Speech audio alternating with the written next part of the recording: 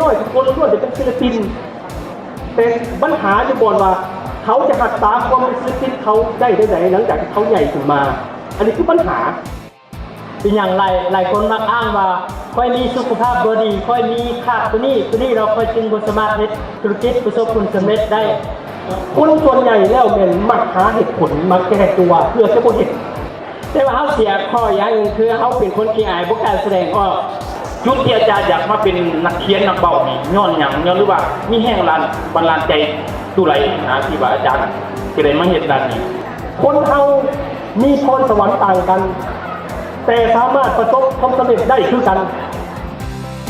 หลายคนเห็นเรียกในสิ่งตัวเองบ่เก่งถ้าเขาบ่มักเฮ็ดได้ที่เจ้านะเมื่อไปมันเขียนติ๊กใส่หัวมันนอนว่าอย่าเป็นเป็ด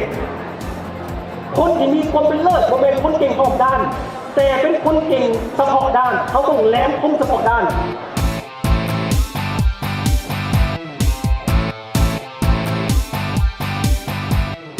เป็นอย่างคนเฮาจริงบ่สามารถเป็นคนเก่งได้เป็นคนอัจฉริยะได้ปัญหาอุปสรรคอันดับหนึ่งแม่นมาจากพ่อแม่ก่อนและอุปสรรคตัวที่สองมาเลยแม่นแรงตามสังคมถ้าเจ้าไปตามกระแสเจ้าเป็นเพียงคนธรรมดานี่คือปัญหาว่าเป็นอย่างคนส่วนใหญ่จึงบ่ประสบความสำเร็จจุดแข็งเป็นอย่างแล้วเขาจะซ่อหาจุดแข็งได้แนวไหนวิธีซ่อหาจุดแข็งมีอยู่3วิธี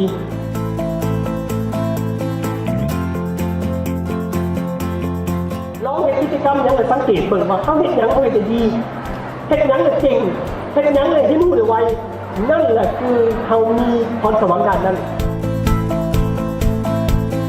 อย่าไปสนใจว่าคนอื่นจะคิดแบบไหนอัดหูลงมือเห็นโลดเจ้าจะบ่สามารถเป็นเจ้าของอนาคตได้ถ้ายังไปสนใจว่าคนอื่นจะคิดแบบไหนต่อเจ้า